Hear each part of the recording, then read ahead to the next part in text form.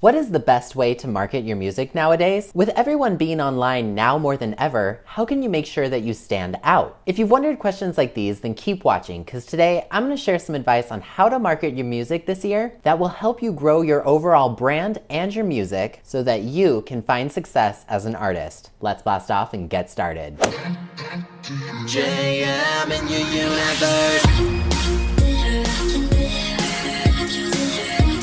Konnichiwa friends, I'm Jonathan Miller and welcome back to Jonathan Miller Music, helping you become a better indie artist. I make electronic dance pop music and every Wednesday on this channel I'm helping others take their music to level 2. If that sounds good, consider subscribing and ringing the notification bell, maybe giving it a like.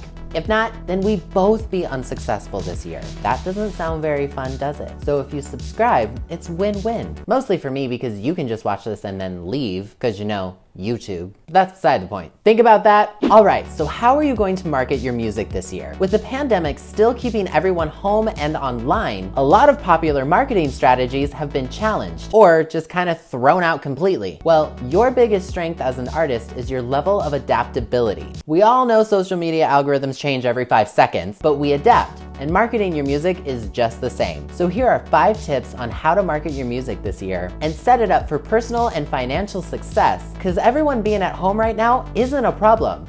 It's an advantage. Number 1, do not promote your music all the time. Now, I know this feels a little counterproductive, but it's actually the basis for everything you do in terms of marketing your music. Let's be honest, we all get annoyed when we see somebody spamming their link in the comments of somebody else's post, or seeing that person post the same thing over and over again 24/7 without letting up. It is kind of annoying, and it's also a bad business practice. And a lot of people are going to unfollow you if all you ever do is promote your music 24/7.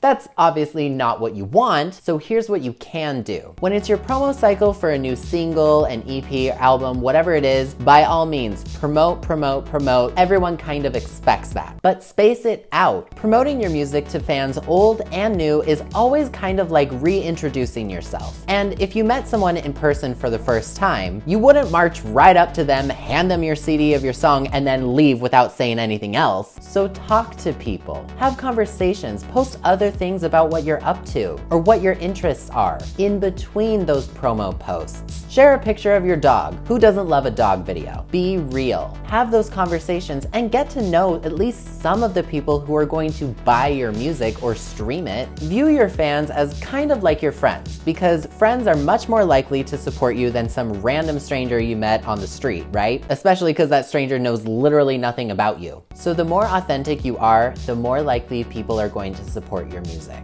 Number 2, use TikTok properly. Now, before you just click away, I'm aware that TikTok is not available in every country. So if it's not available in yours, just stick with me because these principles are gonna apply to other social media as well. Anyway, TikTok is an app that's becoming more and more integral to the music industry. A lot of the most popular songs right now are actually popular songs on TikTok. I know some people don't really like that, but that's kind of the way it is right now. And that right there is one test of your adaptability in the music industry. I'm gonna get a little tough with you. Are you gonna sit and complain about it and waste time, or are you gonna roll with the punches and start learning about it? Remember, your level of adaptability is going to determine your overall long-term success in this industry. And believe me, I didn't want to join TikTok. Ask any of my friends. They urged me for months before I ever joined that platform, but you know what? I'm glad I did. Yeah, I know some of you are watching, and fine, you were right.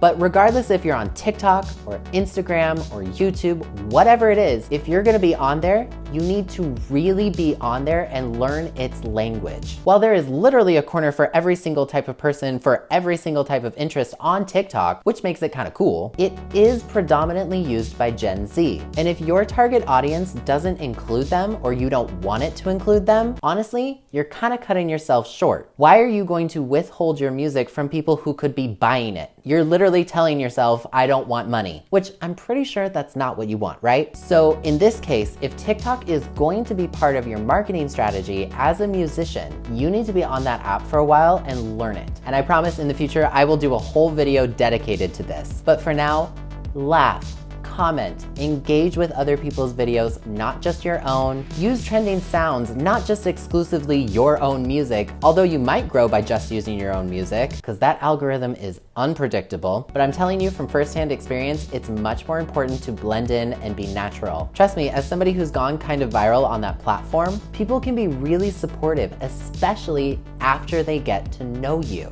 So keep that in mind if you're gonna use TikTok. Number 3, trend selection and recognition. Here's a hard truth about social media. If you try to jump on every single trend that comes across your screen, you're going to burn out very quickly, which will limit your long-term success in this industry. What a lot of people fail to mention when they're telling you to jump on trends is you need to develop an ability to recognize which trends are right for you to jump on. For example, using my experience on TikTok, I do a lot of album deconstructions, talking about how genres, techniques, and influences all come together to create a musical project. Now, those videos take me about 2 or more hours to do, depending on the level of research I need to do for it, which means that can eat a large chunk of my time. And right now, the most popular method of releasing music is surprise dropping it. I can't even tell you the amount of pressure I put on myself to want to make a full album deconstruction every time something new comes out. I really want to do it, but sometimes I can't because new music is being released all the time, not just on Fridays anymore. So if I were to do that and try to manage everything else that I do, I would get nothing done, including the YouTube video I'm filming right now. So instead, sometimes I make reaction videos or quick thought videos, and sometimes I'm just too busy and I have to say, not this time. Sure, does that mean I'm losing potential views sometimes? Yeah, it does, but that's a decision that I have to make, and it's a healthy decision that you'll have to make as well if you want long-term success in this industry. So here's my advice to you so that you don't burn out. Comment or share on other people's new releases, especially if you know you're similar artists. Because chances are, if you're a fan of them, your fans are also probably a fan of them as well, and they'll love having that mutual connection with you. It gives you a little bit of a reprieve in trying to figure out what to post or talk about, and it gives them another cool reason to support you. Number 4, utilize your other skills. Everyone in music is not just talented at one thing. We're in the middle of a pandemic, which means you gotta get creative and use some of those other talents. The music industry is being revolutionized right now as it catches up with technology, and you're a pioneer in how it forms going forward. You're not only good at playing the guitar in your band, you're not only a songwriter, you're not only a good vocalist. So what else are you good at? Are you a writer? Do you like filming things? Do you have a wealth of knowledge on a certain topic?